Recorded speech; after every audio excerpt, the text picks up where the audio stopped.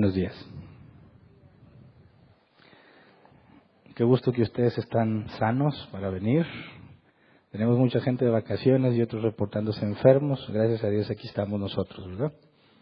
Ya sea que no te fuiste de vacaciones o que tienes la salud, en ambos casos aprovechamos bien el tiempo, ¿verdad? Vamos a continuar nuestro estudio del matrimonio.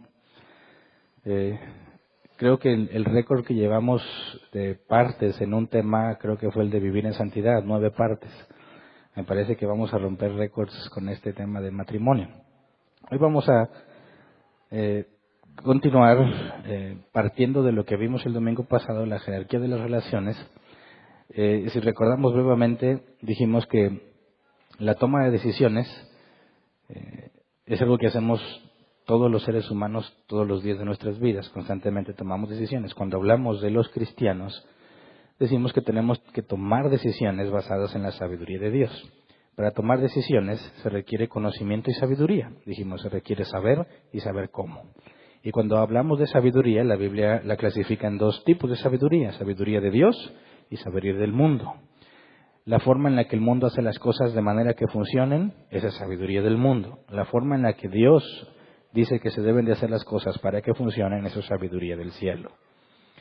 Como hijos de Dios, debemos tomar decisiones basadas en la sabiduría que proviene de Dios, no en el mundo. Cuando hablamos del matrimonio, no puedes basar tus decisiones en base a consejos que no provengan de la Escritura. Le preguntas a la comadre, al compadre, al amigo, al compañero, y no dudo que te van a dar consejos bien intencionados. Pero esos consejos, si no provienen de la Escritura, no son sabiduría de Dios. Dijimos entonces que para poder tomar decisiones con sabiduría de Dios tenemos que partir de la Escritura. Y encontramos una jerarquía de relaciones en nuestra vida. Dijimos que había 5 principales y de ahí puedes poner cualquier otra. La primera era Dios y yo. La segunda es mi cónyuge. El tercero es mis hijos, si aplica. El 4 es el trabajo, si aplica. El ministerio es la 5ª y de ahí 6ª, 7ª, 8ª, 9ª, las que quieras poner. Digamos que queda a tu criterio cómo estableces la 6ª, la 7ª y la 8ª. Mientras cumples las primeras 5 vas a saber que estás enfocado en hacer lo que Dios ha revelado en su palabra. Y dijimos que esto no proviene de un versículo en particular, pero que sí proviene de la Escritura. Y estuvimos demostrando el domingo pasado cómo es que deducimos esta jerarquía y este orden en específico. Dijimos que era una herramienta muy importante para que los cristianos tomen decisiones. Si las decisiones que tomamos están basadas en esta jerarquía, estamos seguros que aunque nos equivoquemos, vamos a ser más sabios. Ahora, la parte del primer punto de Dios y yo, que tiene que ver con la santidad, es uno de los temas que ya estudiamos, creo que fue en julio de este año, y constó de 9 partes, desde el Fundamentos número 94 al 102, Vivir en Santidad. Profundizamos mucho en lo que es la vida de santidad. Así que no vamos a tocar ese tema en la jerarquía porque lo voy a dar por visto. Quien no lo haya visto, pues vaya a los videos y ahí están. Del video 94 al 102, en la serie de Fundamentos está todo lo relacionado a vivir en santidad. Así que vamos a empezar a hablar de la segunda prioridad, que es mi cónyuge y yo.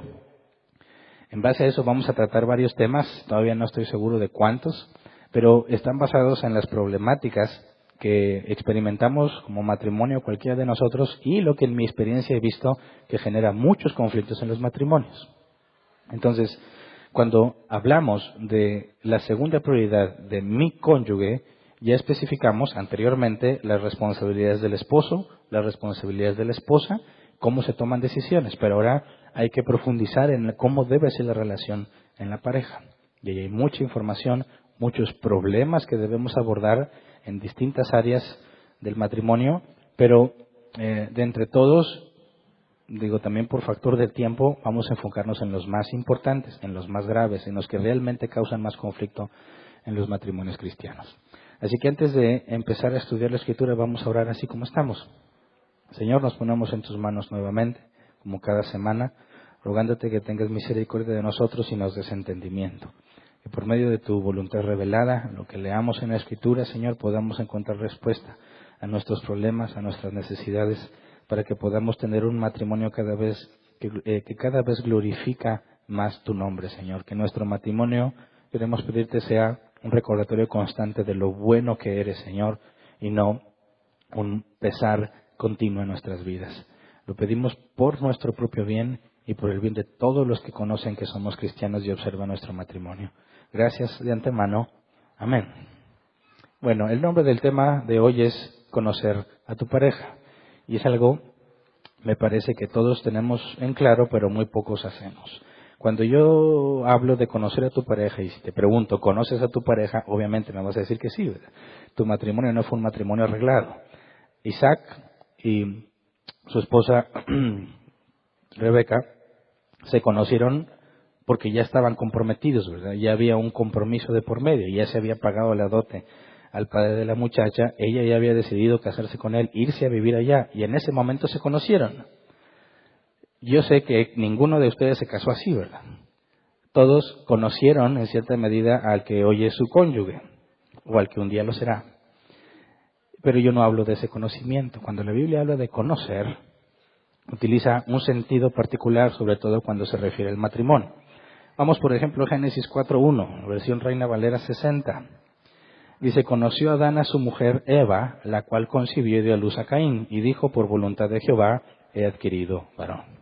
Se fijan, cuando estudiamos el tema del matrimonio, enfocamos o abarcamos en diseño original y después de la caída los primeros 3 capítulos de Génesis. Bueno, hoy estamos alcanzando el 4. Conoció Adán a su mujer Eva. Y como ya leímos los primeros 3, no tengo que demostrar que Adán ya la conocía, ¿verdad? Porque cuando Dios puso a Adán a dormir y tomó uno de sus costados, que se nos traduce como costilla, y creó a la mujer y se la presentó, en ese momento la conoció, ¿verdad? Pero cuando nos habla aquí de conocer, el hebreo es yada, que se traduce como conocer, tiene un sentido totalmente distinto al mero hecho de saber que una persona existe, ¿verdad? Cuando habla aquí el hebreo yada de conocer, obviamente se refiere a el acto sexual. Cuando dice conoció Adán a su mujer, la cual concibió, sabemos que si nos enfocamos simplemente en el significado de conocer, nadie se embaraza simplemente porque le presentan a una persona, ¿verdad? Aquí la Biblia nos está hablando del acto sexual entre Adán y su esposa Eva. Luego vamos a Lucas 1, 31 al 34, Reina Valera 60. Dice, y ahora concebirás en tu vientre y darás a luz un hijo, y llamarás su nombre Jesús. Este será grande, será llamado Hijo del Altísimo, y el Señor Dios le dará el trono de David su padre, y reinará sobre la casa de Jacob para siempre, y su reino no tendrá fin. Entonces María dijo al ángel, ¿cómo será esto? Pues no conozco varón. Y nuevamente aquí hay una connotación sexual en la respuesta de María. El ángel le dice, vas a quedar embarazada, y ella dice, no conozco varón. Sabemos que estaba desposada ya con José, ¿verdad? Eso significa que ya estaban comprometidos, pero todavía no se llevaba a cabo la boda. Entonces, claro que sí conocía a otros hombres, pero el sentido que María usa la palabra conozco tiene que ver con la intimidad sexual. Dice María, ¿cómo voy a quedar embarazada si yo no he tenido intimidad sexual con ningún hombre? Entonces, cuando nos habla aquí de conocer, tanto en hebreo como en griego, la palabra aquí griega es ginosko, conocer, reconocer, percibir. El diccionario Jef lo traduce así. Conocer especialmente a través de la experiencia personal o intimidad sexual. Entonces, cuando hablamos del hebreo o del griego, refiriéndose al acto sexual en una pareja, tendremos que preguntarnos, ¿por qué la Biblia, los escritores bíblicos no nos dijeron directamente algo que referencia al acto sexual, ¿verdad? ¿Por qué no dice, y Adán tuvo relaciones sexuales con su esposa Eva y concibió? ¿Por qué no dice directamente lo que está pasando? ¿Por qué no dice María, yo no he tenido nunca relaciones sexuales, ¿cómo voy a quedar embarazada? ¿Por qué en lugar de hacer referencia directa al acto sexual, cambia la palabra y lo usa como, o trata de expresarlo por medio de conocer? Algunos piensan, como yo pensaba antes, que quizás era algo muy fuerte en aquel tiempo y tenían que cambiar la palabra para que no sonara tan crudo. O quizás una manera más poética de expresarse. Pero cuando analizas a profundidad lo que se está refiriendo aquí, podemos concluir sin duda alguna que no están tratando de darle vueltas a alguna palabra en específica, sino que cuando nos hablan de conocer, esa palabra intencionalmente usada al referirse al acto sexual en la pareja, nos está comunicando mucho más que lo que el simple acto físico comunicaría. Cuando hablamos de conocer a su mujer, conocer a Eva o no conocer varón, estamos hablando de un conocimiento particular que solo se obtiene de esa manera. Ahora, podemos decir y asegurar cualquiera que esté casado, incluso muchos que no, que la relación sexual no es un aspecto meramente físico, porque las personas que han sido abusadas sexualmente quedan dañadas internamente, no desconectan sus emociones y sus sentimientos de lo que sucedió físicamente. Eso es una prueba directa de que en el acto sexual no puedes simplemente separar lo físico y lo emocional. En la relación sexual están involucrados los sentimientos, las emociones, la confianza, la aceptación y, obviamente, el físico. Entonces, cuando la Biblia nos habla de conocer a su mujer, nos está comunicando mucho más de lo que muchos podemos imaginar simplemente al tener en mente el acto sexual. Es una relación muy profunda. Y si vemos, por ejemplo, en 1 Corintios 7, 3 al 5, que ya lo habíamos leído, pero quiero que lo recordemos, cuando dice: el hombre debe cumplir su deber conyugal con su esposa, e igualmente la mujer con su esposo.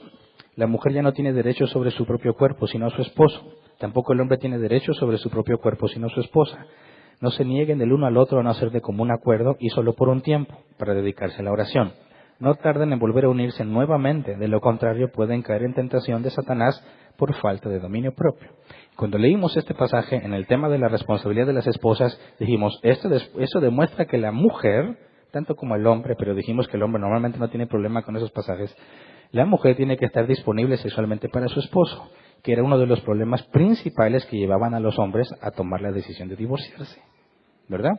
Y claramente está hablando aquí de la intimidad sexual. Pero podemos leer los primeros versículos cuando dice: el hombre debe cumplir su deber conyugal con su esposa, e igualmente la mujer con su esposo. El deber conyugal está hablando de sexo, ¿verdad? Pero si usamos el término bíblico, Adán conoció a su mujer, podemos traducirlo fácilmente así: el hombre debe conocer a su esposa, e igualmente la mujer debe conocer a su esposo. Esa misma palabra tiene el mismo significado sexual, pero agrega lo que realmente debe de pasar. Es decir, este pasaje no dice simplemente que tienen que tener actividad física sexual, sino que deben conocerse. ¿Me explico? Y esto es muy importante, porque lamentablemente los matrimonios no se conocen. Dices, eso es absurdo, tienen años juntos. Pueden escuchar que alguien viene caminando y dice: es tu papá. ¿Cómo sabes? Pues por la forma en que camina. Oye, pero no está cojo ni nada. No, pero tiene un caminar particular que lo puedes notar desde lejos. A mí me han dicho, mi esposa y mis hijos: mira, ahí viene, ya sabíamos que venías. ¿Por qué? ¿Por cómo caminas? Pues ¿cómo caminas? No sé, te mueves. Ya sabemos que eres tú. Bueno, eso cualquiera puede aprenderlo de mí simplemente observando, ¿verdad? Pero eso no es lo que la Biblia dice que debes hacer con tu pareja. No se trata de conocerlo en ese aspecto. Ese conocimiento viene por mera observación. Tú puedes saber mucho de una persona simplemente observándola, ¿verdad?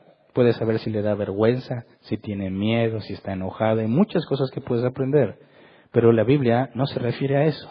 Cuando hablamos de conocer a tu pareja, en el mandato bíblico de que de que debes cumplir tu deber conyugal, tiene que ver con algo mucho más allá del sexo y un conocimiento que se adquiere en todo eso. Tiene que ver con intimidad. Y nosotros, en nuestra cultura, no sé si latina en general o nada más en México, cuando hablamos de intimidad, inmediatamente lo relacionamos con algo sexual, ¿verdad? Decimos que hay ropa íntima. ¿Por qué ropa íntima? Cuando hablamos de tener intimidad sexual, pues casi las vemos como sinónimos. Pero eso es un error. La palabra intimidad, según el diccionario de la Real Academia Española, dice así: es el ámbito reservado de una persona a una familia. Ámbito reservado de una persona a una familia. Otro diccionario lo dice más simple: actos y sentimientos que se mantienen fuera del alcance público. Algunos ven una equivalencia muy grande entre intimidad y privacidad. La intimidad son cosas que no compartes con nadie más, solo con un grupo reducido de personas como tu familia o tu pareja. Y hay distintos tipos de intimidad. Yo encontré hasta 12, pero me parece que con 4 engloban todas las demás. Por ejemplo, intimidad sexual, que es lo que quizás relacionamos directamente, que se entiende como el participar en actividades sensuales o sexuales con la intención de brindar y recibir placer. Se supone que esto no es algo que haces con cualquiera, ¿verdad? Se supone que eso es algo que está lejos del alcance público. Cómo es una persona en ese ámbito es algo íntimo. Y hablar de intimidad sexual habla de una persona compartiendo con otra persona ese tipo de información que nadie puede ver. Esa es la relación más común que entendemos cuando hablamos de intimidad, pero también hay intimidad emocional. Es la confianza que tienes con otra persona para expresar tus sentimientos sin temor a que se burlen de ti o a ser rechazado. Intimidad emocional es cuando a alguien le confiesas lo que sientes y te acepta y te escucha. Intimidad intelectual, la confianza de expresar tus ideas y pensamientos con otra persona a pesar de que sabes que no está de acuerdo. Hay muchas cosas que pensamos que no le decimos a la gente, ¿verdad? Hay muchas cosas que nos reservamos para nosotros, pero tenemos cierto nivel de intimidad intelectual con distintos tipos de personas. Por ejemplo, casi siempre uso este ejemplo, ¿verdad? Cuando te dicen, mira, mi hijo, ¿a poco no está hermoso? Y tú ves el niño bien raro. ¿Qué le vas a decir? Y pues, no le vas a decir eso. Ay, sí, qué bonito, se parece a ti. No le vas a decir, pero hay personas a las que le tienes más confianza y dices, está bien feo el huerco, ¿verdad? Sí se parece a él, pobrecito, hay que orar por él, a ver si se le quita. Hay personas a las que les tienes confianza para decir eso, y hay personas a las que no les dirías. Ahí hablas de intimidad intelectual. ¿Me explico? Y no estoy hablando de nada sexual, ¿verdad? Y luego tenés intimidad espiritual. Compartir con otra persona actividades espirituales como orar, estudiar la Biblia, servir a Dios, etcétera, etcétera. Y en cierta manera, aunque todos venimos aquí con la misma intención de orar y estudiar y servir, no te llevas con todos igual y no tienes la misma confianza con todos para la hora de hacer este tipo de actividades. Y hay personas que son más allegadas a ti a la hora de que le sirves a Dios o que estudias la palabra o que te pones a orar. Y hay una intimidad espiritual. Entonces, cuando hablamos de conocer a tu pareja, estamos hablando de intimidad que incluye lo sexual, pero que también abarca la emocional, la intelectual y la espiritual. Fíjate bien, es una distinción. Nadie tiene acceso a esas áreas de tu vida más que tu pareja. Quizás algunas, como la intelectual o la emocional, puedas compartirle con alguna amistad cercana, pero nunca debería ser mayor que con tu pareja.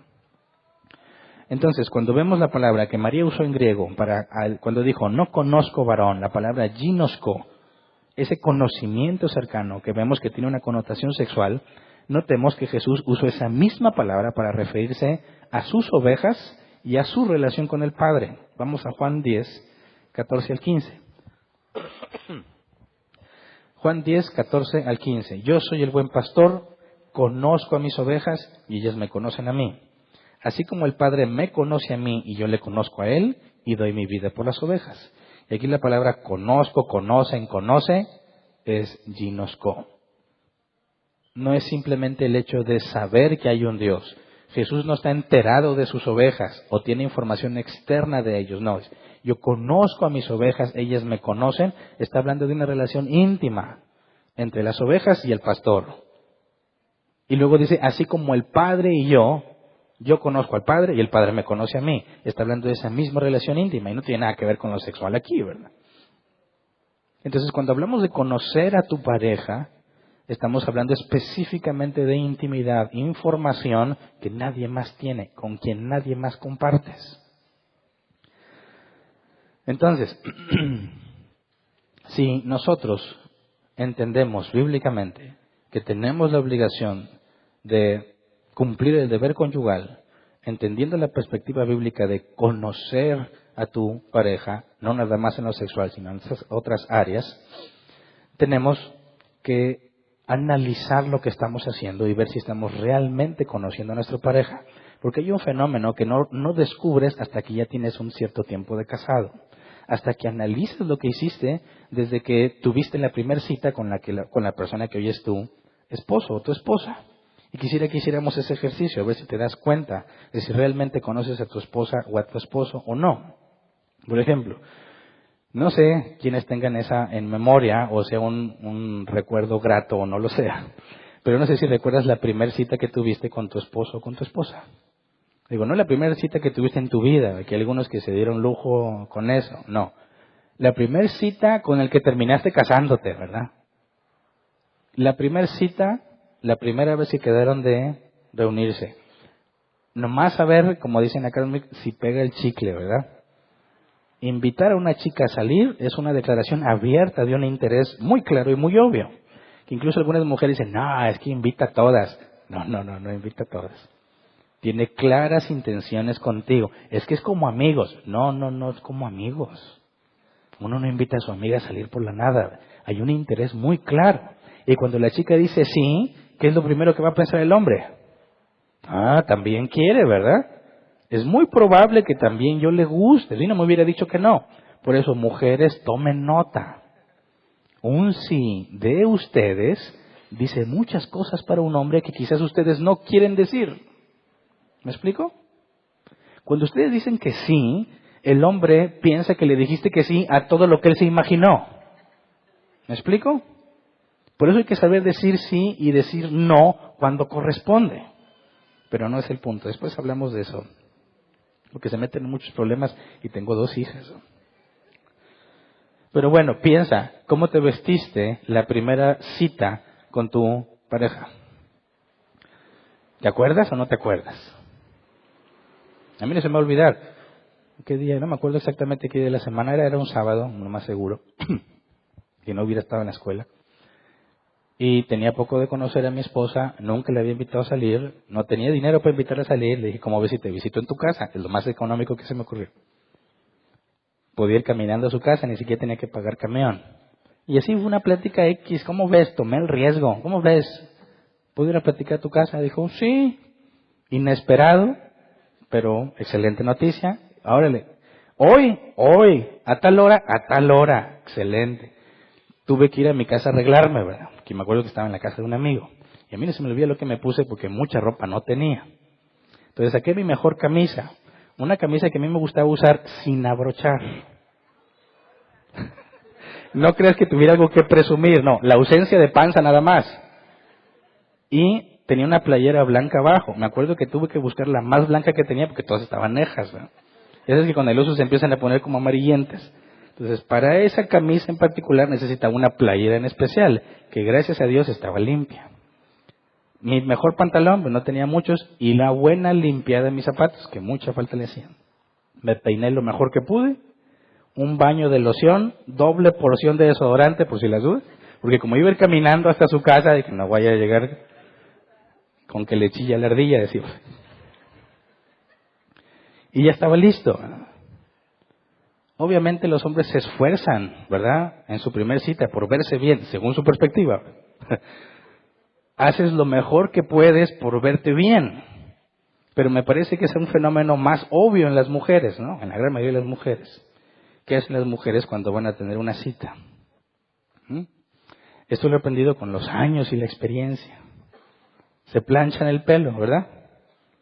¿Sí o no? La gran mayoría de las mujeres se plancha el pelo. ¿Cuánto se tardan en plancharse el pelo? Depende del pelo que tenga, ¿verdad? Si tiene mucho cabello, se va a tardar un buen rato planchándose el cabello. Se maquilla el rostro para cubrir imperfecciones. Imperfecciones, algunas hasta la nariz se cambian, ¿verdad? Se ponen pestañas, algunas incluso se ponen cejas. Por eso hay un consejo muy bueno que dice que en la primera cita la invites a la alberca. Porque en cuanto se eche el chapuzón y salga, vas a ver la realidad, se acaban las cejas. Es una experiencia real, no con una cita. Pero yo acabo de conocer una vez a un grupo de personas, un grupo de jóvenes, me acuerdo mucho, Vero me había invitado a su iglesia, ya éramos novios, iba a dar el anuncio de que ya tenía novio, pues yo venía con la expectativa de que quién va a conocer y qué van a pensar de mí, ¿verdad? Entonces una de las muchachas que estaban ahí, pues así, bien perfecta la ceja y todo, bueno, se metió al agua y cuando salió todo nos llevamos un susto terrible, ¿verdad? Porque ni cejas ni pestañas, y no sabes lo impresionante que es ver a una mujer de repente así como zombie, y dices, caray, endemoniada o algo, ¿verdad? ¿Qué más hacen las mujeres? Se prueban como 6 combinaciones de vestuario diferente, ¿verdad? Hasta que encuentran la idónea. Se ponen la faja, aquellas que la necesiten. Se pintan las uñas de las manos y de los pies, ¿verdad? Se depilan las piernas y los brazos, algunas. Se quitan el bigote, no sé qué. Todo eso hacen, ¿verdad? hay mucho más esfuerzo que en el hombre, ¿verdad? Nosotros podemos ser víctimas de una mujer muy hábil para maquillarse, ¿verdad? Porque se transforman completamente.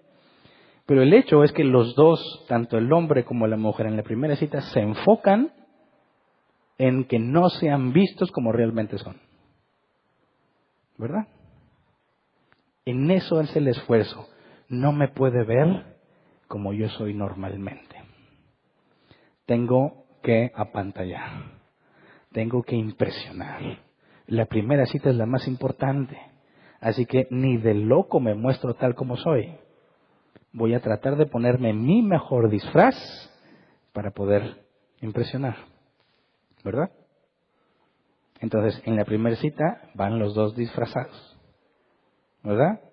Ocultando al máximo cómo son en realidad. Y te vas a encontrar todo tipo de buenas atenciones de parte del hombre, ¿verdad? Es una queja muy constante de las mujeres. Cuando éramos novios, me trataba muy bien. Ya nomás nos casamos y se acabó. ¿Por qué la tratas tan bien? Sobre todo en la primera cita. Y quieres impresionar. No eres así en realidad, pero quieres impresionar. Porque ya, ¿qué vas a pedir de comer? Una ensalada. Ensalada. Con los tacos que te echas normalmente, no mientas, pero quieres quedar bien. Entonces, en la primera cita, si hubo química, decimos, pues sí, estuvimos ahí, nos divertimos, la pasamos bien. ¿Cómo ves si hacemos otra cita? ¿Por qué otra cita? Bueno, porque si aparentemente ya ligué, si impresioné, bueno, necesito otra cita, pues para conocerte mejor, ¿no? ¿Pero por qué necesito conocerte mejor? Bueno, porque nada de lo que vi es real prácticamente.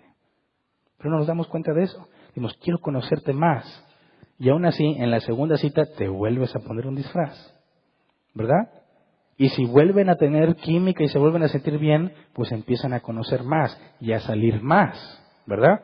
Y cada vez que salen, muestran, consciente o inconscientemente, un poco más de cómo son en realidad. Porque desde la primera cita, si aparentemente le gustaste, te queda una duda. ¿Le gusté yo o el disfraz que llevaba puesto? ¿Qué es lo que le gustó? No tienes la más mínima idea, ¿verdad?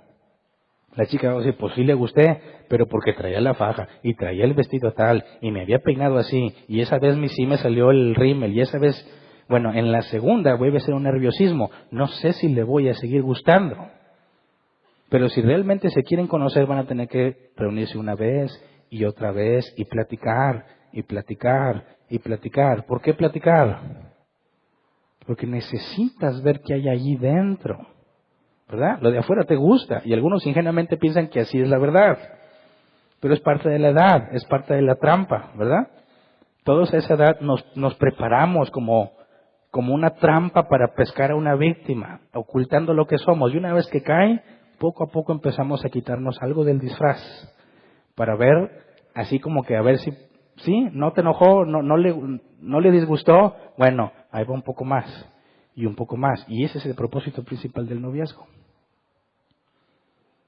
Que empiecen a mostrarse tal como son. Que empiecen a dejar cada vez más del disfraz. Ok, impresionaste con el disfraz, excelente, se siente muy bien, pero eso no te lleva al matrimonio.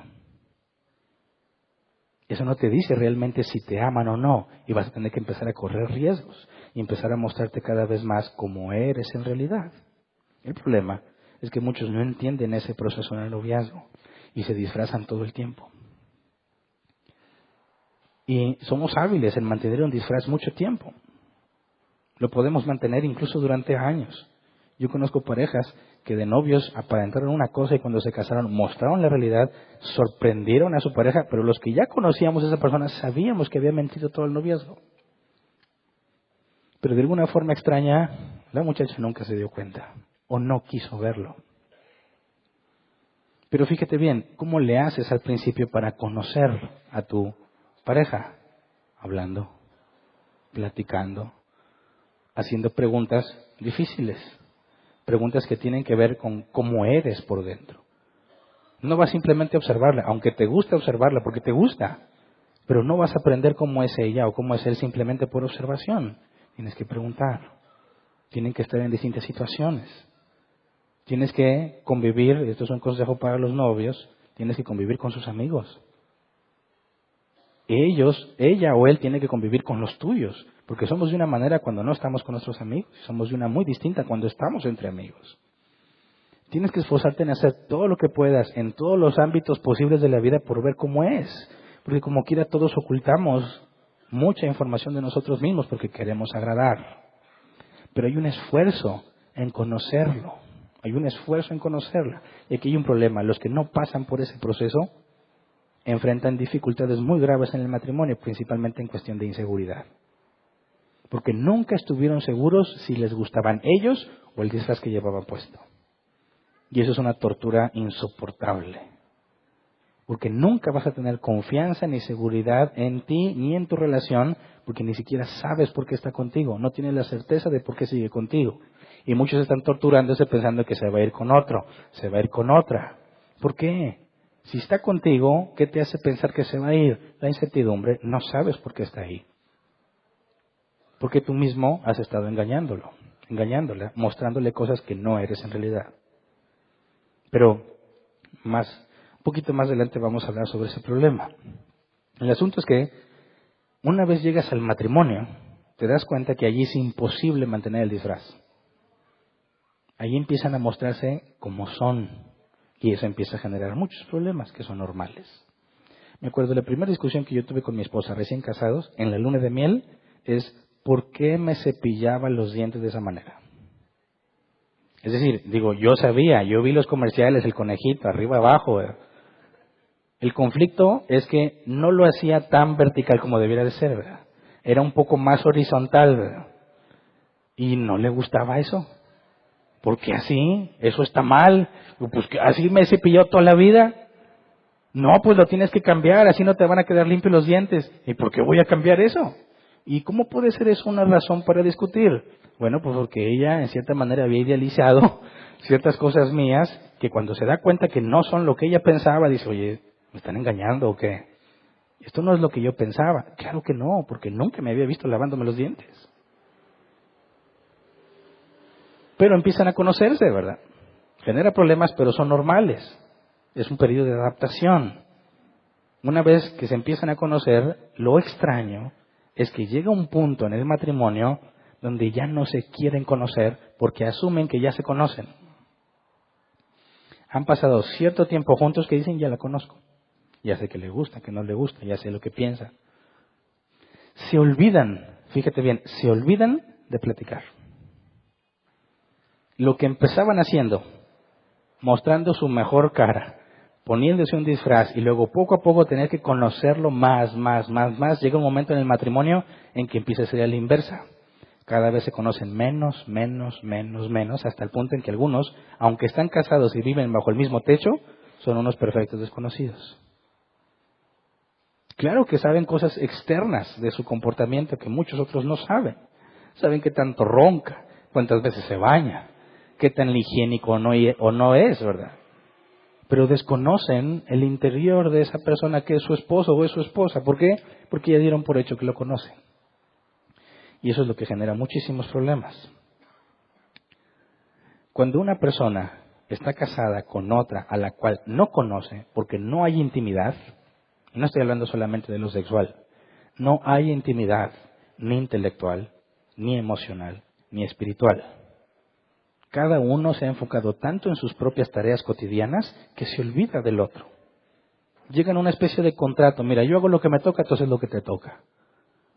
Y si no lo haces, me voy a quejar, porque yo sí lo estoy haciendo. Y eso es todo lo que se convierte en la relación matrimonial. Hay que educar a los hijos, hay que invertir mucho tiempo en las cosas, limpiar la casa, el trabajo, y no hay tiempo para que platiquen. Y se nos olvida, ¿cómo llegaste a conocer a tu esposo? Platicando. Cada vez de una manera más íntima y personal. Cada vez con más confianza diciéndonos lo que pensamos, lo que sentimos, y en el matrimonio, aún en el ámbito sexual. Pero eso se va acabando y lo vamos dejando de hacer.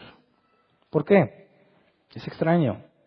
Llegamos a la conclusión de que ya conocemos a nuestra pareja. Y eso es evidente, sobre todo cuando tratas con problemas en el matrimonio. Un matrimonio con conflictos. Es una queja muy común. La esposa dice, es que no me gusta que él haga eso. Ponle lo que tú quieras a eso. Cómo gasta el dinero, si se levanta o no se levanta, si hace lo que le pediste o no, lo que sea. no me gusta que haga eso. Tú le preguntas al esposo, ¿y por qué haces eso? ¿Qué contesta normalmente? Dice, porque eso es lo mejor, a mí me pareció lo mejor y no tiene nada de malo. Algunos quieren ser más bíblicos y dicen, ¿a poco es pecado? No dudo que para ti haya sido la mejor. No dudo que tú decidiste considerando lo que era mejor. No dudo que no estés haciendo algo indebido. Pero ¿por qué no tomaste en cuenta a tu esposa? Pues es que ya debes saber que eso es lo mejor. Ahí está el problema. Ahí está el problema. Se olvidó de conocer a su esposa porque ahora asume que su esposa piensa como él y ve las mismas cosas que él. Llega un punto en el que dicen, pues es que es obvio, ¿cómo es que no lo ve? Olvidando la manera en que pensamos. ¿Cómo conoces a una persona? Platicando, sabiendo lo que piensa, lo que siente, lo que hace, y eso te empieza a dar información de quién es esa persona. Pero llega el momento en que nos olvidamos de eso y ahora demandamos que así como yo pienso, él tiene que pensar. Que así como yo veo que esta es la mejor opción, ella también debe de verlo. Y está mal si no lo ve. ¿Me explico? El problema de eso es que no se conocen. Viven juntos, hacen muchas cosas juntos, pero no se conocen. ¿Y por qué no se conocen? Es simple, porque no hablan.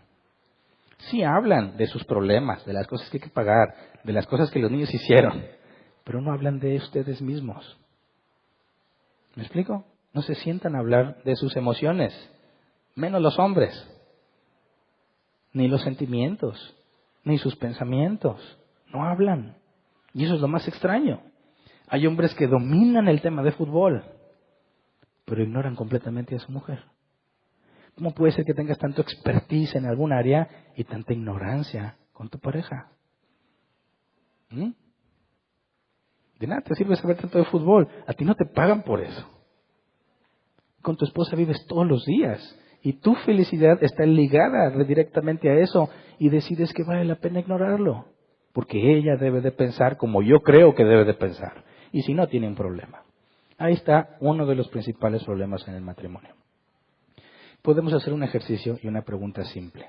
¿Qué tanto conoces a tu pareja? No es un test para llenar y cuántas has tuviste, no. Es una pregunta simple. ¿Le gustas a tu pareja? Cualquier hombre diría, sí. No te estoy preguntando si tú crees que le gustas. Te estoy preguntando si tienes información fidedigna, evidencia de que tú le gustas. Cuando están breve en el matrimonio, pues claro que sí, ¿verdad? En eso hay mucho de eso todavía. Pero conforme el matrimonio empieza a avanzar y muchas cosas empiezan a ir y otras empiezan a llegar, y te pregunto, ¿le gustas? ¿Qué piensas? ¿Qué contestas? ¿Sí o no? Ya no eres el que eras. Y a veces ves las fotos de que, ¡ay! Cuando se casaron, nada que ver con ahorita, ¿verdad? ¿Le gustas? ¿Sí o no? Dicen que los hombres, cuando se ven en el espejo, nunca ven la realidad, se ven mejor de lo que están. Está la lonja, pero dice, pero si le hago así, se ve como cuadritos, ¿no? Y son felices. La mujer se ve al espejo y se ve gorda, no importa qué flaca esté. Bueno, mi pregunta es, ¿le gustas a tu pareja? Y dices, ay, nosotros ya no estamos para eso. Eso ya pasó.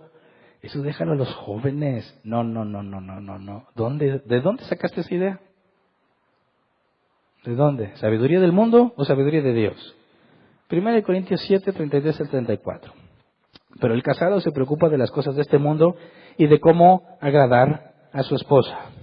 Sus intereses están divididos. La mujer no casada, lo mismo que la joven soltera, se preocupa de las cosas del Señor. Se afana por consagrarse al Señor tanto en cuerpo como en espíritu. Pero la casada se preocupa de las cosas de este mundo y de cómo agradar a su esposo. La palabra agradar, complacer, satisfacer, agradar, diccionario Helps, satisfacer. Por lo tanto, ganar el favor de alguien porque cumples con sus expectativas. Si yo te pregunto, ¿le gustas a tu esposo o a tu esposa? Tiene que ver con una responsabilidad bíblica tuya, con un mandato bíblico que no caduca con la edad. No hay fecha de caducidad para esta instrucción. Siempre, toda tu vida, uno de tus enfoques principales es agradar a tu esposa. Por eso me preguntan, ¿le gustas? ¿No sabes qué gran pecador eres? Porque este versículo te deja en evidencia. ¿Verdad? ¿Cuántos matrimonios viven en pecado actualmente simplemente usando este pasaje? ¿Le gustas o no le gustas? ¿Cómo sabes? ¿Cómo sabes? Oye, ¿te gustó? Pues sí, a lo mejor te va a decir por pura lástima. Sí, mijito, sí. Eres especial a tu manera. Un día eras muy guapo. No, yo te digo ahorita. ¿Tienes certeza o no tienes certeza? ¿Tienes evidencia o no tienes evidencia? ¿Agradas? ¿Le agradas a tu esposo? ¿Le agradas a tu esposa? Es algo que todos deberíamos saber, todos. Es una respuesta que tienes que tener lista, aquí, sí. ¿Por qué? ¿Cómo sabes? Por esto, por eso y por esto. Es una de tus responsabilidades principales. Y sin embargo, la gran mayoría no tiene la más mínima idea. ¿Verdad? Es más, ni les importa a muchos. Y eso es un pecado grave, porque eso genera muchísimos problemas. Es una disfunción en el matrimonio. El enfoque que está mencionando Pablo aquí es: te ocupas de las cosas del mundo. Todos tenemos que hacer las actividades diarias para la vida. Pero, aparte de agradarle, de gustarle, de satisfacerla porque cumplo con sus expectativas. Entonces, para saber si le gusto, lo primero que tengo que saber es qué espera. ¿Cuál es su expectativa? ¿La conoces? Te aseguro que no. Hay esposos que dicen: no, pero yo me esfuerzo por agradarla. A veces le quiero dar sorpresas. Y llego y le dije: mira, te compré esto. Y se enoja. ¿Para qué andas gastando en eso? Lo compré para ti. No, no estás gastando el dinero en eso. ¿Qué ganas le quedan a uno de estar buscando agradarle? Ahora otros dicen: bueno, no gasto dinero. Barrí, trapié, lavé los trastes. Llegó y ni cuenta se dio. Nada, no dijo nada. ¿Para qué? ¿Para qué voy a hacer algo si ella ni cuenta se da? Bueno, ¿cuál es el problema ahí? Que no sabes cuál es la expectativa, ¿verdad? Lo vimos en el tema de las responsabilidades del hombre. Pero necesitamos profundizar un poco más. Entonces, ¿cómo es que tú quieres agradar a tu pareja con las ideas que te vienen a la mente? Y es una prueba y error, ¿verdad? A ver si se enoja o no y a ver si se da cuenta. Es un esfuerzo que te va a llevar a desesperarte. Porque va a ser muy difícil que le atines, porque no conoces a tu esposa. ¿Verdad? Y al revés. Entonces, ¿cómo se van a conocer? Platicando. ¿Verdad? Así de simple. Platicando. Diciéndose que piensan, que sientan, que quieren, que no quieren, que les gusta, que no les gusta. Pero tenemos que hacer un ejercicio para llevarlo a la práctica. Algo que nos sirva a los dos, tanto hombres como mujeres, pero quiero partir de la responsabilidad que vimos en los hombres. Cuando vimos en la responsabilidad del esposo, en 1 Pedro 3:7, maridos, vivid sabiamente con ellas, decía la Reina Valera 60. Recuerden que cuando analizamos el original de vivir con ellas sabiamente, analizamos las palabras en el original y concluimos que se refería a vivir científicamente o inteligentemente con ellas. Un comentarista dice así: debe entenderse como científicamente o inteligentemente. Significa que el esposo debe estudiar bien la situación y tomar todo en cuenta. El esposo y la esposa no se van a llevar juntos, no se van a llevar bien al azar, sin esfuerzos para comprender la situación. Dijimos que una de las responsabilidades del esposo es analizar con cuidado a su mujer. Así que tenemos que hacer un ejercicio que nos revele realmente si estamos conociéndonos o no. Y puede ser complicado, porque si tenemos mucho tiempo sin hablar, mucho tiempo sin decirnos las cosas que pensamos, nos vamos a llevar muy grandes sorpresas. Y a veces no son gratas. Pero esto es un ejercicio simple, que incluso los novios lo pueden hacer para tratar de conocerse más. Pero mi enfoque hoy son los esposos. Es algo que incluso a mí me sirvió mucho en mi tiempo de noviazgo, porque yo les quiero adelantar, esto tiene que ver con los celos en pareja. Y créeme que yo tengo maestría y doctorado en celos. Vero está aquí para atestiguar que yo tenía celos enfermizos, muy enfermizos, a grado que ella tenía prohibido reírse. Ella era muy risueña y a mí me caía bien mal eso, porque alguien la saludaba y ella se reía. ¿Por qué? ¿Chiflada? ¿A mí me vas a reír? Ellos van a pensar que le estás coqueteando. No te ríes. De novios. Pero Dios me sanó. Pero no fue magia. Y tiene mucho que ver con la seguridad de conocer a la persona. Para eso es el noviazgo. Ninguna persona debería tener celos enfermizos en el matrimonio. Si los llegas a tener, eso se debe solucionar en el noviazgo si haces lo que corresponde. Si no, pues te va a tocar en el matrimonio. Pero quiero que hagamos este ejercicio. Fíjate bien, se trata en que sean honestos y piensen. Los dos, juntos, tomen un tiempo para sentarse y platicar. Hombre, espero que tú tengas la iniciativa porque es tu responsabilidad. Primero, el ejercicio consiste en cada uno va a hacer una lista de las 15 cosas que, en el caso de la mujer, tu hombre ideal tiene. Y en el caso de él, las 15 cosas que la mujer ideal tiene. Por ejemplo, la mujer puede decir que tenga mucho dinero. ¿Cuántas dicen amén? Que no sea tacaño. ¿De qué me sirve que tenga dinero si va a ser bien tacaño? ¿Verdad? Que sea atlético, alto, güero, ojo azul, americano de preferencias, cariñoso, que sepa escucharme, caballeroso, que ayude en el lugar, que sea sabio, que sea bueno en lo que hace. Y tienes que nombrar 15. Si te da para más, ponle más. Igual el hombre, órale, ahí va. No estoy diciendo que pienses en tu esposa, no, en el ideal, ¿ok? Ahí te va a dar información muy útil, ¿verdad? ¿Cómo que güero? Y tú todo prieto, ¿verdad? Esa no me la esperaba.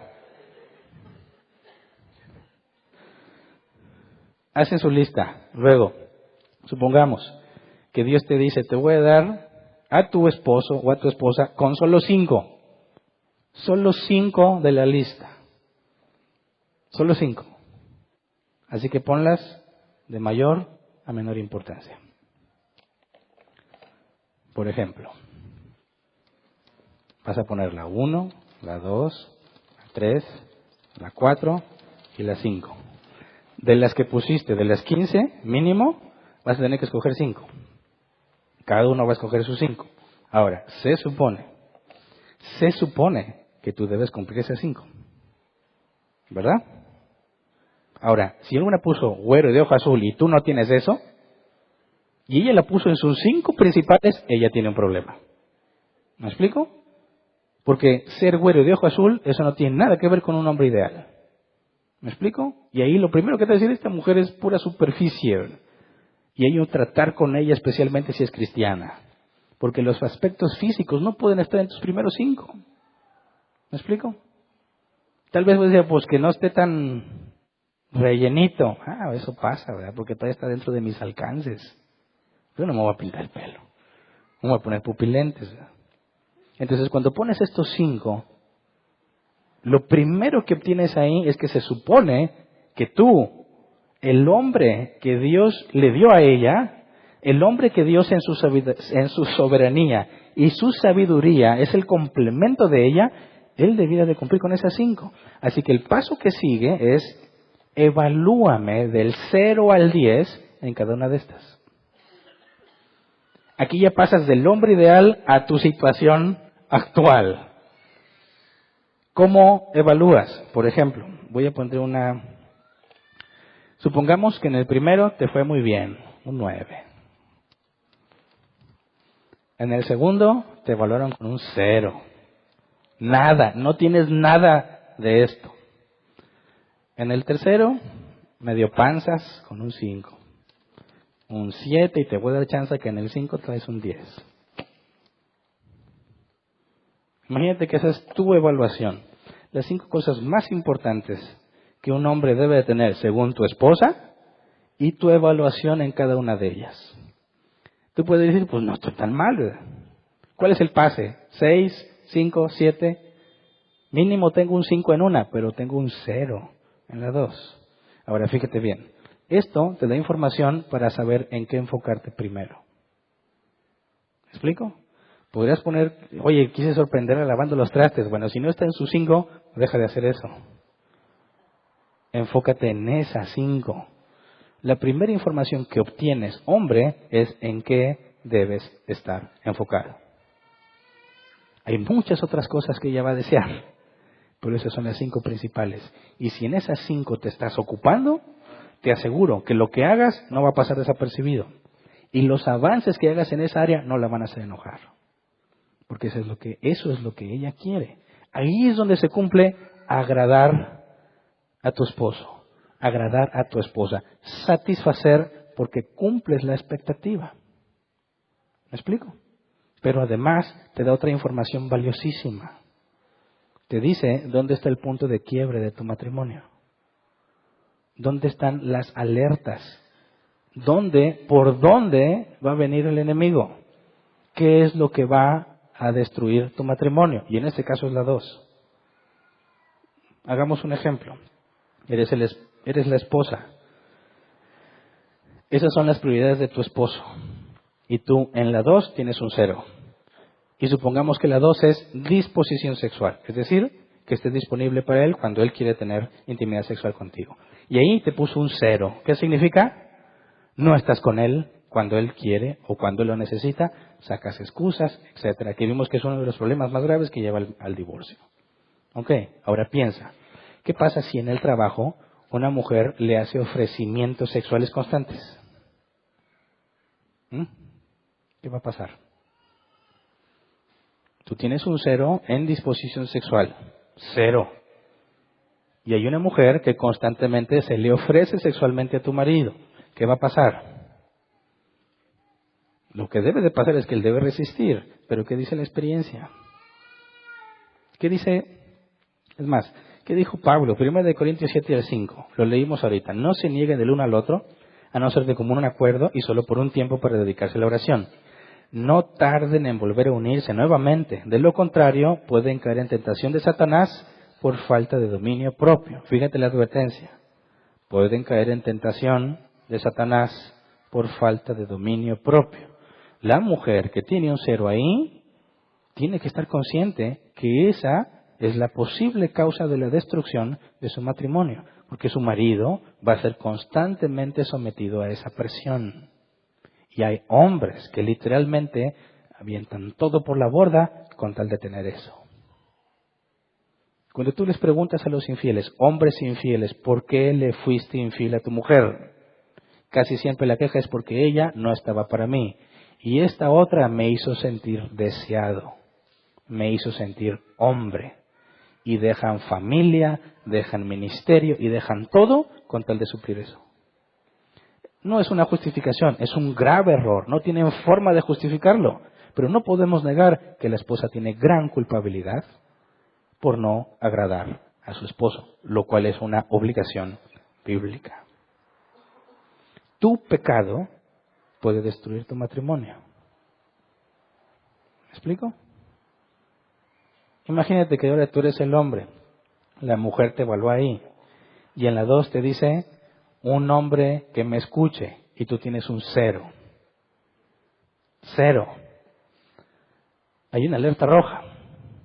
Porque cualquier hombre que se siente a escucharla, la va a hacer sentir como tú nunca la haces sentir. Pregúntale a las mujeres por qué son infieles y casi nunca hablan de sexo. Casi nunca es por sexo. Y dicen, me hizo sentir amada. ¿Cómo le hizo sentir amada? Porque estaba con ella. Dice, oye, pero yo estoy trabajando todo el día. Con mayor razón estás en peligro. ¿Cómo le vas a hacer para compensar eso? Ahora, teniendo esta información se vuelve muy claro lo que hay que hacer. Se vuelve muy claro dónde están los problemas. Se vuelve muy claro dónde hay que enfocarse. Pero cuando no tienes idea de eso, andas a ciegas. Negligentemente a ciegas. ¿Por qué me engañó? A lo mejor era súper evidente. Pero no conocías a tu esposo. No lo conocías. Esa es la verdad.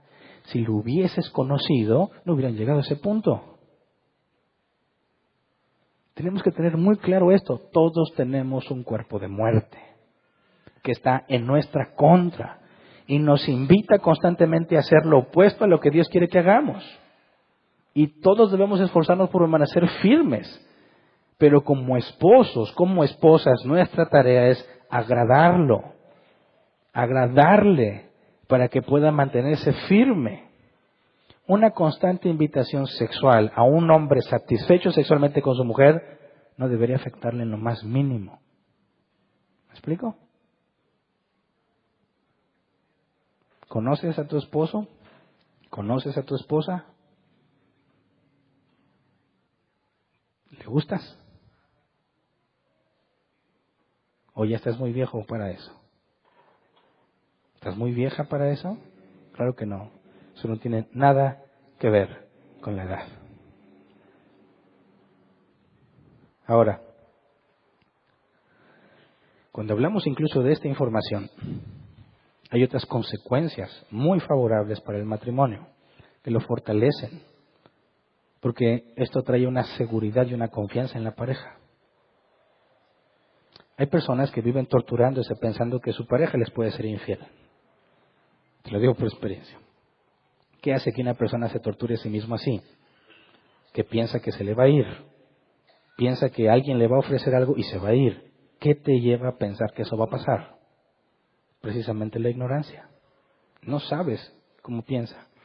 No sabes exactamente qué le gusta. No sabes por qué está contigo.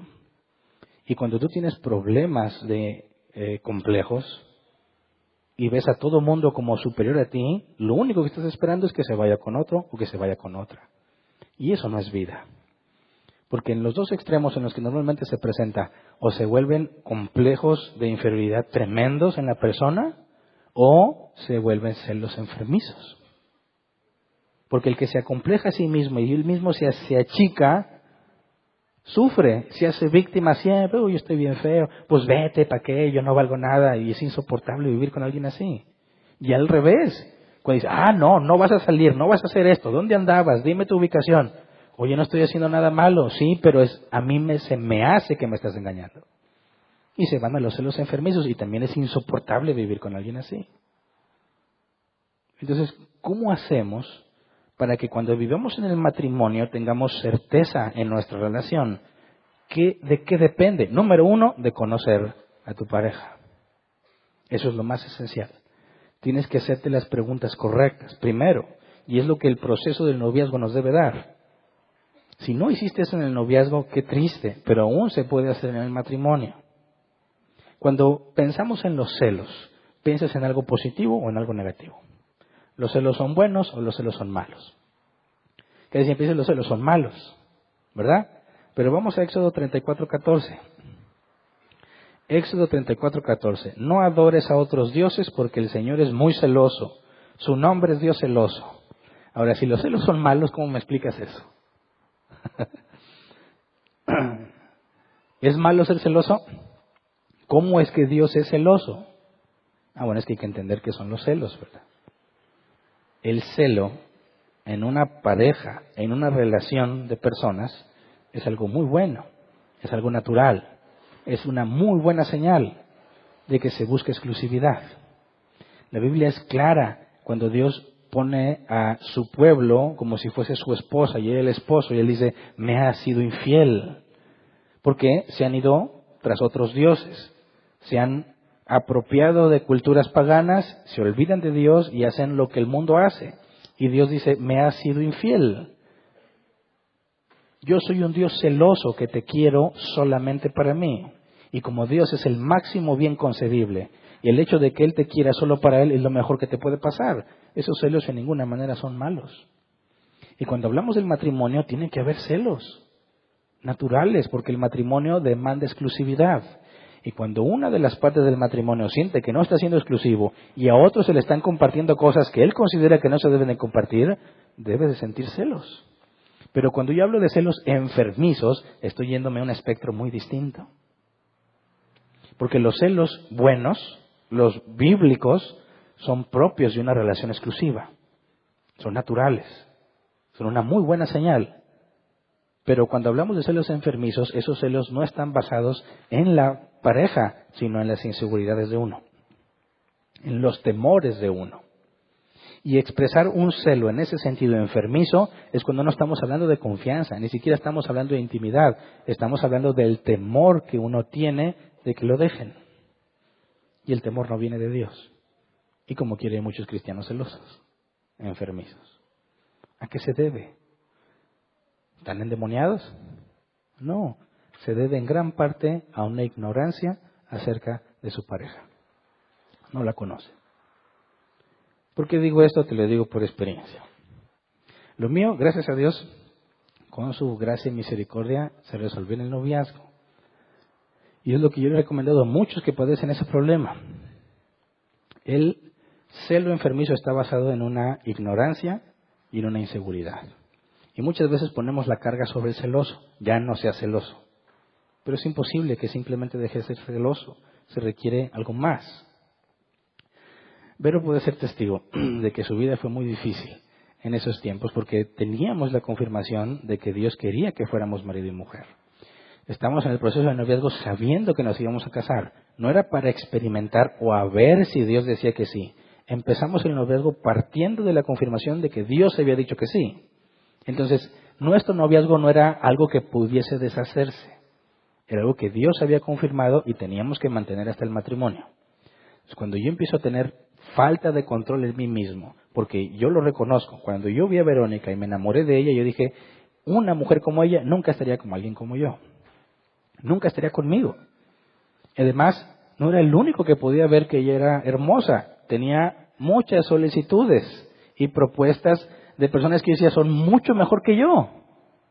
Entonces, ¿por qué está conmigo? ¿Cómo le hago para mantenerla conmigo? Pues que nadie se le acerque ignorantemente, ¿verdad? Ya no sales. Ya no te pones esa ropa. Ya no saludas a nadie. Imagínate la persona, oye, Dios me dijo que me voy a casar contigo. Y luego te pones así. ¿Qué haces? Tuvimos que empezar a conocernos más. Ella tuvo mucha paciencia. Y yo tuve que empezar a pensar, ¿por qué está conmigo y no con todos esos con los que pudiera estar, que son mucho mejor que yo? Mucho mejor prospecto que yo, en todos los aspectos. Bueno, ¿qué le hace estar conmigo? Tuvimos que sentarnos a platicar mucho tiempo. Tuvimos muchas discusiones sobre qué esperaba ella en la vida, qué esperaba yo, qué debería de hacer ella, qué haría yo, qué haría con su carrera una vez que tengamos hijos, qué voy a hacer yo.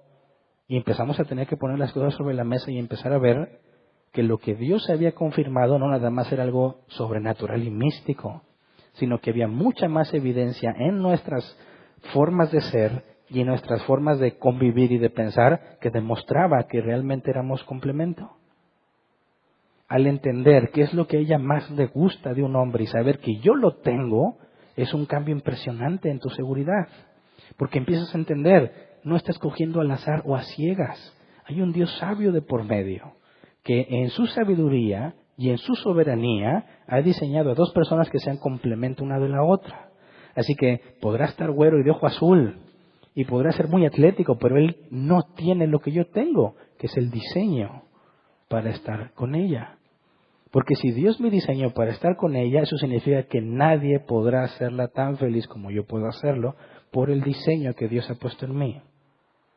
Ella tuvo mucha paciencia y me demostró que me amaba, que me aceptaba, que Dios le había confirmado que yo era para ella, y eso fue gradualmente acabando con la inseguridad. Porque yo ya no confiaba en mí o en mis disfraces, sino en lo que Dios había dicho, confirmado con la evidencia. Yo les he platicado en otras cosas, nadie le hacía reír como yo. Y eso es una arma infalible. Porque cualquiera que quisiera, a ella le gusta mucho reírse. Cualquiera que quisiera pajarraco inmundo, carroñero, buitre, que quisiera ir ahí, llegó el momento en que dejé de preocuparme. Porque para mí era tan sencillo demostrarles que no podían hacerla tan feliz como yo, que ellos mismos se agüitaban. No eran competencia, no importa qué tuvieran. Y entonces no tienes razón para tener celos, porque tu relación no está basada en engañarla, en convencerla, en aparentar, sino en algo que Dios dijo que es. Y con la evidencia de lo que Dios ha dicho, no hay por qué estar celoso. Fíjate, en mi desesperación, cuando estaba en medio de los celos, acudía a muchas personas a pedir consejo. Me acuerdo que una vez había un predicador invitado, estaba hablando de cosas del matrimonio, y yo me acerqué y le dije, yo tengo un problema de celos, me preocupa mucho que mi novia se vaya a ir con otro. Y él me dijo, mira, nada más te voy a decir una cosa, si la yegua es mía, no me importa que le vean las muelas. ¿De qué? Te lo voy a decir una vez más, así me dijo, si la yegua es mía, no me importa que le vean las muelas. Muchas gracias. Y me fui y dije, no sé qué me está diciendo. Las muelas y la yegua. ¿Está diciendo que mi novia es yegua o qué? No entendí. No entendí, hasta que después empecé, ¿por qué le ven las muelas a las yeguas o a los caballos? Cuando tú vas a comprar un caballo tienes que ver los dientes, porque en los dientes nos dice qué tan sano es el caballo. No puedes comprar un caballo sin haber examinado sus muelas. Entonces, ¿qué es lo que me estaba diciendo él? Si la yegua es mía, no importa que otras quieran comprarla, yo no la vendo, es mía. ¿Me explico? Era demasiado profundo para mí en ese tiempo. Pero como empiezas a avanzar y empiezas a fundar tu confianza, ojo, no en la persona, no en tu pareja, sino en Dios, que fue quien los unió, entonces entiendes. Perdón la analogía, pero la yegua es mía. Dios me la dio. Nadie puede ofrecerle ni darle lo que yo desde nacimiento, por diseño, tengo en mi naturaleza darle. ¿Me explico? Esa es la seguridad que todo matrimonio debe tener, aunque no hayas tenido un noviazgo cristiano. Porque ya les dije, ninguno puede pensar, a lo mejor me casé con la equivocada. No, porque la soberanía de Dios nunca deja de cumplirse. Y aunque tú nunca tomaste en cuenta a Dios en tu noviazgo, te casaste según la voluntad de Dios. Eso indica que son tal para cual, con muchos errores y defectos, pero fue algo que Dios unió. Y las palabras que analizamos de Jesús era lo que Dios ha unido, no lo separe el hombre. Y en eso está basada la confianza. Oye, ¿te pasa por la mente que me puede ser infiel? Claro. ¿Hay alguna garantía de que nunca me va a ser infiel? Claro que no. Claro que no, porque yo no estoy confiando en que me va a ser fiel siempre. Yo estoy confiando en que nada pasa sin que Dios lo permita. Y aún si Dios permitiera una infidelidad, si Él lo permitió, dice la Escritura, todo obra para bien. Entonces lo voy a aceptar si Él lo permite. Así que no tengo miedo de que ella me vaya a ser infiel, no porque confíe en ella, sino porque confío en que pase lo que pase, Dios tiene el control. ¿Me explico? Empezar a saber esto, aunque te dice dónde trabajar, dónde están los problemas, empieza a trabajar en tu seguridad. La seguridad que debe mantener un matrimonio firme, sabiendo que es Dios quien los ha juntado, que es Dios quien les ha dado las capacidades que necesitan y que los va a sostener todo el camino. Pero tú tienes que hacer tu parte, conocer a tu pareja. Siéntense a platicar. Hablen de lo que piensan, de lo que sienten. Tu pareja es el único que, aunque no esté de acuerdo, tiene que seguir ahí, cumpliendo sus responsabilidades, buscando agradarte en todo. ¿Me explico? Yo espero que los que estén pensando en un noviazgo aprendan mucho de esto que estamos diciendo, para que aprovechen el tiempo sabiamente y utilicen el noviazgo para lo que es. Cualquier problema de celos en el noviazgo se debe de corregir, buscando la evidencia de Dios en ustedes y conociéndose, sabiendo que si están juntos es porque Dios se lo ha dicho. Y que si así van a permanecer es principalmente en obediencia a Él. Cambiaré el físico, pero no lo que Dios ha puesto. Vamos a cambiar físicamente todos, pero la esencia debe seguir siendo la misma. Y no vamos a ser atractivos de la misma forma porque ni siquiera nos siguen gustando las mismas cosas. Ni siquiera las personas permanecemos constantes en nuestra manera de ser. Cambiamos, cambian los gustos, cambian los deseos. Cuando tú hayas hecho esto, ok, alégrate trabajando en eso, pero te aseguro que en un año ya no van a ser esos mismos. Porque el momento en que tú tengas aquí 9, 8, 9, 9, 9, estos ya no van a ser sus principales deseos, ¿verdad? Esos ya los tengo. Ahora me falta esto, esto y esto, y ahora hay que trabajar otra vez. Nunca vamos a acabar.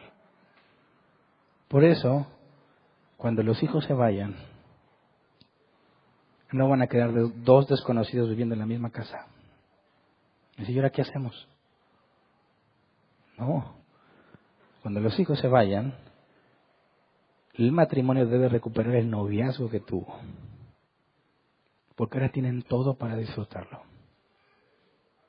Tienen casa, tienen trabajo, tienen hijos grandes, tienen una vida recorrida y lo que resta es disfrutarse uno al otro hasta que la muerte los separe. Pero casi nadie llega a eso. ¿Verdad? ¿Por qué? por el pecado, porque no se conocen. Conoce a tu pareja. Es bueno para tu pareja y es muy bueno para ti. Si no lo haces, estás pecando. Y no te sorprendas que un día, sin esperarlo, tu matrimonio se acabe. Y te va a parecer una sorpresa, porque estabas en ignorancia absoluta. Y no vas a poder decirle a Dios, ¿por qué, Señor? ¿Cómo que por qué? ¿Cómo que por qué? Por tu negligencia, ¿verdad? Así que tenemos muchas cosas que hacer, ¿verdad? Y esa pareja que Dios te dio siempre está cambiando. Nunca es igual. Hay que hablar.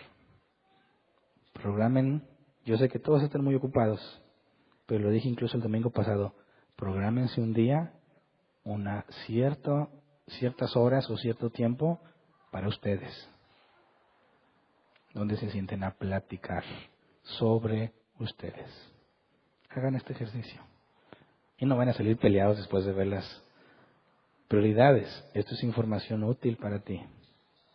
Cada quien enfóquese en lo suyo y empiece a tener firmeza en su matrimonio. ¿Verdad? Que vamos a ponernos de pie y vamos a orar.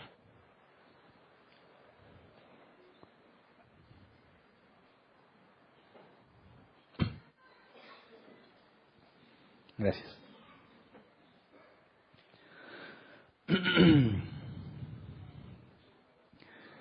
Yo espero que el Espíritu Santo en ti te haya convencido de que estás mal. Porque nadie puede tener esto a la perfección, ¿verdad? Si alguna vez lo hiciste, hay que renovarlo. Si nunca lo has hecho, hazlo cuanto antes. Si hay problemas graves en tu matrimonio que no has detectado, estás a tiempo de solucionarlos. Muchas personas, lamentablemente, un día despiertan y se dan cuenta que ya no tienen nada. Que todo su esfuerzo, que todo el tiempo que invirtieron, se fue a la basura. Y no tienen la más mínima idea de por qué. Que no nos pase eso. Necesitamos el conocimiento, que solo se obtiene de la intimidad.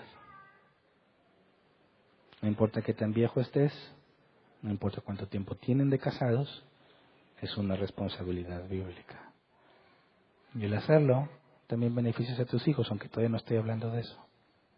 Por lo que tus hijos ven.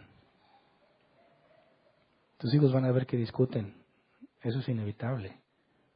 Deben de ver tus hijos que se arreglan, que se solucionan los problemas. De manera que no le tengan miedo a los problemas cuando estén casados. Que no se asusten porque tienen problemas en su matrimonio. Mis papás también lo tenían y siempre encontraban la forma de arreglarse. Cuando ellos los enfrenten van a decir es normal, vamos a encontrar la forma de arreglarnos. En eso consiste la esperanza bíblica, que sabemos que nosotros no podemos, pero Él nos fortalece. Por eso primero es la santidad y luego después estas cosas. Así que hay mucho que pedirle a Dios sobre perdón por las cosas que hemos hecho mal y la ayuda que necesitamos para cumplir con lo que corresponde. Vamos a orar, Señor. Primero queremos pedirte perdón porque hemos sido muy negligentes, Señor, en nuestras tareas. Nos hemos dejado absorber por las cosas de este mundo y nos hemos olvidado de agradar a nuestra pareja. Perdónanos, Señor, por cambiar las prioridades, por permitirnos ser tentados, por permitir que mi pareja sea puesta a prueba en cosas que no debería estar poniéndose a prueba, por permitir que padezca necesidad cuando yo tengo todo para suplirla. Perdóname, Señor, por ser egoísta y pensar solamente en mis necesidades. Incluso por enojarme cuando no atiende mis necesidades. Enséñame a ser como tú, que entregaste todo. Entregaste tu vida por tu novia, la iglesia. Enséñanos a entregarnos totalmente, Señor, por nuestras esposas. Enséñale a las esposas a entregarse a sus maridos. Enséñanos a vivir la vida cristiana como corresponde, Señor. que podamos tener certeza de nuestro matrimonio no basado en nosotros, sino en ti. Que podamos ver la evidencia, Señor, de que fue tu soberana voluntad la que nos puso juntos. Que podemos ver avance, aún en problemas muy viejos sin resolver. Muchos de nosotros tienen problemas viejos que no han resuelto, que simplemente han ignorado. Concédele, Señor, empezar de nuevo. No importa que tanto tiempo haya pasado, no importa cuántas veces han fracasado. Enséñales, dales la pasión que necesitan para trabajar en sus responsabilidades, para tratar de restaurar las relaciones que están rotas, para suplir las necesidades principales de su pareja, Señor, cumpliendo con su obligación y también beneficiándose a sí mismo y a su familia. Enséñanos, Padre, lo importante que es llevar la vida matrimonial como corresponde, tratarnos unos a otros en pareja como corresponde, Señor, haciendo cada uno lo que debe hacer, confiando en ti, en que tú eres la parte que está fuera de nuestro alcance, que tú cambies la disposición del corazón, que tú pones el querer como el hacer en nosotros, Señor. Revive, por favor, el fuego en los matrimonios, la pasión por hacer las cosas, la iniciativa por conocerse, Señor. ¿Alguna vez la tuvieron y se apagó? Negligentemente la dejaron apagada.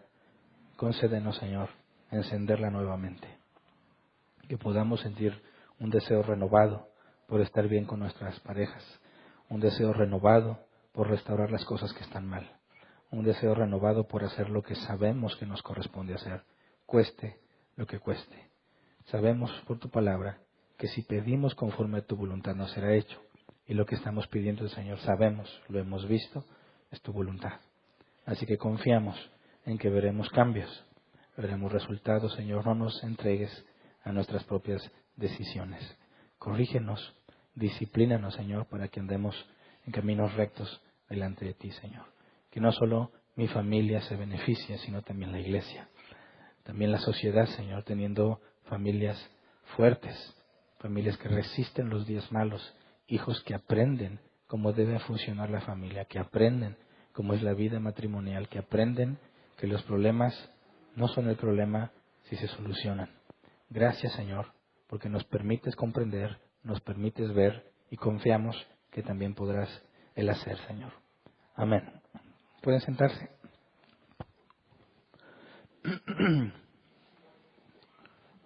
Pasemos a la sección de preguntas. Tenemos 15 minutos para responder preguntas. Si alguien tiene preguntas, levanta su mano y se lleva el micrófono. No se requiere antigüedad. Aunque sea la primera vez que estés aquí, puedes preguntar. Si nos queda tiempo, de los 15 minutos, pasamos a responder preguntas en línea si las hay. ¿Sí? ¿No? ¿Me podrían ayudar con este micro? ¿No se oye? Ah, está apagado. ¿No?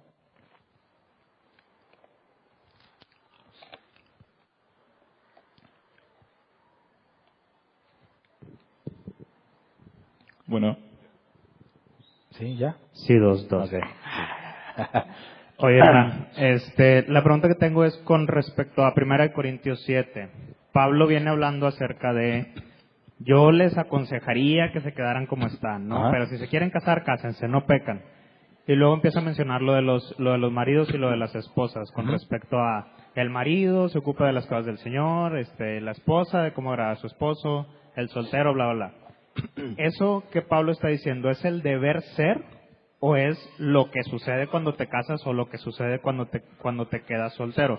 Porque me parece como que, o sea, si lo lees, digamos, de forma natural, como que lo que está diciendo es, mejor quédense sin casarse porque si no te casas, pues te puedes ocupar en las cosas del Señor. Y antes de eso dice, ¿no? Y si ya están casados, vivan como si no estuvieran casados, ¿no? Si están tristes, como si no estuvieran tristes. Entonces, entiendo que gran parte de la forma correcta de interpretar la Escritura es ir a ver cómo se ha interpretado antes, históricamente, y quería preguntarte eso, ¿cómo se ha interpretado ese versículo o ese pasaje antes? Es que mira, cuando partes de la naturaleza pecaminosa Y la descripción que Pablo da, ocuparse de las cosas del mundo es una obligación para todos, y como quiere muchos hombres desobligados, ¿verdad? Cuando dice agradar a su esposa o a su esposo, vemos que es algo contrario a la naturaleza pecaminosa. Entonces, si Pablo estuviese describiendo las cosas que son, ahí ya tienes un conflicto, porque el buscar agradar a otra persona es opuesto a la que una persona en su naturaleza humana haría. Entonces, no está describiendo lo que es, sino el deber ser. Entonces, puedes discernirlo fácilmente partiendo de la naturaleza pecaminosa. Luego, cuando nos habla de su preferencia porque no te cases, eso ya lo vimos, ¿verdad? Si tu enfoque es servir a Dios y eso es realmente tu mayor prioridad, no te conviene casarte, pero eso es un don. Entonces, partiendo Pablo de que el servicio a Dios es lo máximo que hay, dice, no te cases, pero si te casas, entonces dicta el deber ser, porque eso te va a quitar tiempo para servir a Dios, pero obviamente en ninguna forma está describiendo la realidad, ¿verdad? Sino el deber ser. Ok, y tengo otra pregunta. Mi esposa y yo antes de casarnos y después de casarnos estuvimos escuchando mucho el curso para matrimonios. Uh-huh. Yo no soy miembro de la congregación, pero ¿planeas hacer algo parecido para los novios? Lo que pasa es que hemos compartido ese audio y han sido mucha bendición para mucha gente, ¿no? Qué bueno, gracias a Dios. Gracias a Dios. Y algo que he notado es que hay ignorancia en cuanto al noviazgo. Hay mucha ignorancia en cuanto a qué buscar en una mujer o en un hombre. Me ha tocado preguntarle a solteros de que, bueno, ¿y por qué te gusta ella? Y se quedan callados, ¿no? Nada más me quedan viendo. Es un misterio, ¿verdad? Sí, entonces, la segunda pregunta es esa, o sea, ¿planeas hablar acerca de qué es lo que debe de buscar el hombre o la mujer casada o soltera o casado o soltero en su pareja? Sí, pero no estoy seguro todavía si después de hablar de la familia per se o verlo dentro de los hijos. Porque hay muchos noviazgos que se olvidan que todavía son hijos y ahí genera problemas. Entonces, sí vamos a hablar de eso, pero no estoy seguro en qué parte. Okay, gracias. ¿Alguien más?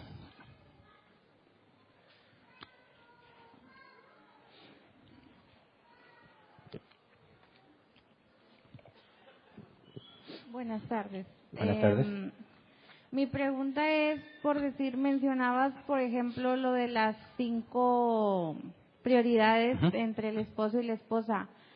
Cuando llega a pasar que ya ninguno cumple esas 5 prioridades, ninguno de los dos, y se llega a un divorcio, y la persona, por decir, una de las dos personas se vuelve a juntar, por así decirlo, porque no se casan todavía, uno como cristiano ya se habla con ellos y todo, y ves que la persona está contenta, está mejor, la cuidan, cosa que en el matrimonio anterior no se hacía. Uno debe de juzgarlos, de apartarnos de ellos o cómo debemos reaccionar nosotros hacia esa relación. O sea, debemos juzgar hasta llegar a un punto de apartarnos de ellos. Depende. Todavía no entramos al tema de divorcio, pero solo hay 2 caminos para el divorcio, ¿verdad? La inmoralidad sexual o un matrimonio mixto donde el incrédulo quiere separarse. Son las únicas 2 cláusulas que permiten un divorcio. Cuando Pablo nos dice que si se separen, quédense sin casar, está hablando de una separación inválida, ¿verdad? Algo que no procede de un divorcio, pero quizás ellos ya no se soportan y se separan. Dice, quédate sin casar. Entonces, cuando una persona se dice cristiana, se divorcia, tiene que haber un proceso primero antes, ¿verdad? Ningún cristiano debería divorciarse a menos que estén esas 2 cláusulas. Y si lo están haciendo sin esas cláusulas, tiene que pasar por un proceso de disciplina en la iglesia, porque su comportamiento, aunque su vida matrimonial es privada, su comportamiento es una clara rebeldía a las Escrituras. Entonces, para que un matrimonio se divorcie sin la razón bíblica permitida, antes o en ese proceso terminarían expulsados de la iglesia. Entonces, si te fijas, esa expulsión, la excomunión, es lo que hace que evitemos a esa persona. No porque, se divorciaron, no, sino por la rebeldía al proceso bíblico. Una negación abierta a lo que Dios ha estipulado te lleva a concluir que no les interesa a Dios más que a ellos mismos. Entonces, cuando llega un punto en que a los divorciados no se les habla, no es por el hecho de que se divorciaron, porque puede ser un divorcio lícito, sino tendría que ser por medio de una excomunicación, una expulsión por un divorcio incorrecto. ¿Me explico? ¿Y si el matrimonio que se separa no es cristiano? No tienes por qué Pero imponerles. los familiares sí. Eso no Ahí. tiene nada que ver. O sea, no tenemos ninguna instrucción bíblica de regular el comportamiento del mundo. Ellos les puedes informar, les puedes decir, este es el camino a seguir, pero si no les importa, allá ellos, ¿verdad? O sea, Eso ya- es lo que Dios hace con ellos, los Ya deja es hacer lo que quieran. como nosotros a lo mejor quizás lo hemos dicho, ya serían consecuencias de ellos. Ya Nuestra lo hablamos, responsabilidad. ya les dijimos, pero ya, pues si algo pasara ya sería consecuencias de ellos, porque pues Sí. ellos no son cristianos. Nuestra responsabilidad es llevarles la verdad bíblica. Porque igual no tiene sentido decirles, bueno, voy a ayudarte a restaurar tu matrimonio si ni siquiera son cristianos. Si quieres usar la Biblia para que un matrimonio sea restaurado, pero ellos no son nacidos de nuevo, no funciona. Sí. ¿Alguien más? Bueno, ahí hay otra, hay un ladito. Oye, Hernán, buenas tardes. Buenas tardes. Si hay una infidelidad en un matrimonio y después ese matrimonio se restaura, es necesario informarle también a los hijos. Hablo de hijos que ya estén conscientes, no casados, sino todavía estén bajo la autoridad de los padres. O sea, tú Bueno, hablas de un divorcio y luego una reconciliación, o una infidelidad nada más. una infidelidad y Sin después- divorcio. No hay divorcio, ¿verdad? Sino la pareja se restaura con el tiempo. Ok. Es necesario informarle a los hijos para que, o sea, es lo adecuado también. Pues ¿O mira, no? no hay una receta en ese caso para seguir en todos los casos, ¿verdad? Porque va a tener que ver mucho qué tanta madurez tienen los hijos, qué tanto están enterados de la situación. Quizás sí hay que decírselos, pero no precisamente en ese momento, ¿verdad? Porque tampoco es sano ocultar ese tipo de cosas que quizás para ellos fueron evidentes, porque se van a sentir engañados, ¿verdad? Y todo lo que tú quieras hablar de Dios, vas a echarlo por la borda cuando ellos se den cuenta de lo que hiciste. Entonces, me parece que no debes de ocultar la verdad, pero no siempre el mejor momento para decirlo es recién sucedió. A veces hay que buscar la ocasión con una previa más explicación o trato para que puedan recibir ese tipo de información, ¿verdad? Pero pues ahí hay que analizar cada caso en específico. Excelente, gracias. ¿Había otra pregunta aquí adelante? Hola, buenas tardes. Buenas tardes. Bueno, mi pregunta es, si estás en una relación y el propósito es el matrimonio, ¿cómo en ese punto de tu noviazgo puedes tener esa seguridad de que esa relación que tienes está siendo agradable a Dios? Que tienes esa confirmación de que el cómo están llevando su noviazgo está siendo agradable delante de él. No si debieran de ser novios, sino cómo lo estás llevando. ¿Esa es tu pregunta? Sí, que está siendo agradable. O sea, a ¿estás él. segura que es voluntad de Dios que ese noviazgo sea? Ahora, la pregunta es, ¿cómo sabes si la forma en que lo están llevando? Ujú. Bueno, por la santidad. Si lo que están haciendo en nada quebranta la santidad que una persona soltera debe tener, es agradable a los ojos de Dios. Cuando te lleva a algo incorrecto, a algo indebido, que no corresponde al soltero, sabes que eso ya es pecado. Y tienes que buscar el perdón de Dios y la restauración. Cuando la pareja tiene problemas constantes en eso, tiene que involucrar a alguien más que ponga disciplina, ¿verdad? Y que los mantenga lejos del pecado hasta que se casen. Gracias. ¿Alguien más? Acá adelante. Bueno, no sé cuál estaba más cerca.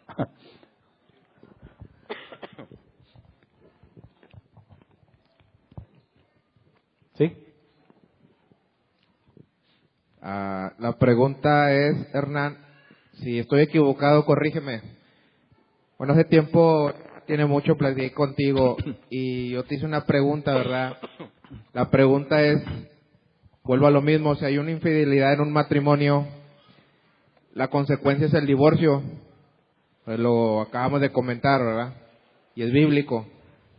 Pero ¿se puede restaurar la pareja o no se puede restaurar? Sabemos que nuestra cultura mexicana, pues desgraciadamente, terminan a veces mal, ¿va? Y es muy difícil. Pero ¿un matrimonio se puede restaurar? Sí, si tú analizas las palabras de Jesús, cuando habla de permitir el divorcio, se permite en caso de inmoralidad sexual, no se ordena en caso de inmoralidad sexual. Es decir, siempre la alternativa va a ser la restauración. En ningún momento buscamos la disolución del matrimonio, porque es una permisión. Es algo que Dios permite. Si el afectado decide que él no puede soportar más eso, está en su derecho de elegir el divorcio. Pero obviamente yo como anciano y cualquiera va a buscar que considere la oportunidad, obviamente con todo un proceso que lleva de por medio, ¿verdad? Que el infiel demuestre su arrepentimiento como debe de ser. Y si se cumple eso, pues que haya una restauración. Pero queda propiamente a la decisión del afectado si toma ese permiso o no lo toma. Ok, ahí no entraría, bueno, moverme a los extremos, va. Si vuelve a pasar años después, se volverá a perdonar y a restaurar, o ya habría ya un problema ahí, aunque Depende. la pareja esté de acuerdo. Perdóname, estoy yendo a los extremos, Sí, pero es bueno. suele suceder. Muchas veces en los extremos es cuando entendemos mejor el problema. Si una persona lo hizo, pasan los años y lo vuelve a hacer, su tarea o su trabajo para demostrar que es confiable es mucho mayor. Y el proceso sería mucho más difícil, porque estás hablando de una reincidencia, lo que indicaría que muy probablemente todo lo que había hecho anteriormente era falso. Entonces, no hablamos de que sea imposible, pero hablamos de una dificultad mayor, un esfuerzo mayor para probar que eres confiable y que Dios realmente te da arrepentimiento, que no sé si el infiel esté dispuesto a pasar, ¿verdad? Porque no se trata de que la persona afectada diga, bueno, pues ya te perdono y ya. No, ese es el procedimiento.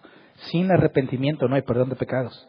Lo primero que se tiene que demostrar es el arrepentimiento genuino. ¿Alguien más? Aquí, ¿verdad? Sí, buen día. Tal vez, pastor, la pregunta del hermano le pueda dar un poco más de luz el libro de Oseas, la vida del Sí. profeta Oseas, y si tal vez le pueda servir. Pastor, la palabra de la que nos has enseñado esta mañana es la misma que se menciona en Mateo 7:23, esa es la pregunta, cuando dice, apartados de mí, hacedores de maldad, nunca os conocí. Se refiere a lo mismo, esa comunión íntima de Dios, no que Dios no haya conocido a ciertas personas porque Él todo lo sabe. ¿Estoy en lo correcto? ¿Sí es lo mismo? Es la misma palabra ginosco. Ok. Pastor, respecto a la relatividad, es la palabra que viene a mi mente usar cuando hablas o decías o dices de sobre gustar o agradar. Viene a mi mente Abraham dándole gusto a Sara, que era su pareja, y le dice, pues ahí está la sierva, ¿verdad? Y haz lo que tengas que hacer. Entonces Abraham le da gusto, bueno. Y luego yo no sé si Ananías le haya dado gusto a Zafira o Zafira le haya dado gusto a Ananías, Sí. pero parece ser que se ponen de acuerdo y los dos le mienten al Espíritu Santo. Digo, si se podía decir mentir porque Él todo lo sabe. A lo que voy es a esto, pastor. Ya no digamos la relatividad física, tú lo mencionaste, nuestros cuerpos van cambiando, se van deteriorando y es relativo. Y digo, no creo que alguien se case con alguien que no le gustó. Como para que, oye, ¿te gusta o no te gusta? Pues por eso te casaste con él. Bueno, entonces, ese sentido, pastor, de cierta relatividad en cuanto a darle gusto a tu pareja, por eso pongo el ejemplo de Sara, Abraham haciéndole caso, por así decirlo, a Sara y a Ananías y Zafira. Estamos hablando, pastor, de que siempre y cuando ninguno de estos puntos, estamos partiendo del primer fundamento, del primer principio, que es La primera jerarquía. sea de conforme a las cosas de Dios, en el temor de Dios, sometidos unos a otros en el temor de Dios. O sea, eso se da por sentado, ¿verdad? Acuérdate que estamos hablando de las jerarquías, la número 2. La primera es la santidad. Entonces, no puedes complacer a tu esposa a costa de tu santidad, porque la primera prioridad es que sea santo. O sea, partimos de eso, ¿verdad, pastor? Que ninguna de estas debe estar por encima del punto ¿De la primera? principal de la primera. Gracias. Se acabó el tiempo, iba a decir si alguien más. Bueno, terminamos entonces con la sesión de preguntas. Despedimos a los que nos acompañan en línea. Si Dios quiere, esperamos tenerlos con nosotros también el próximo domingo. El miércoles no hay estudio por las fechas de fin de año. El jueves tampoco hay sesión de preguntas por las mismas fechas, pero a partir del próximo, de esta semana a la otra, ya se retoman las actividades normales. Muchas gracias por estar con nosotros y espero que nos acompañen también en las próximas reuniones.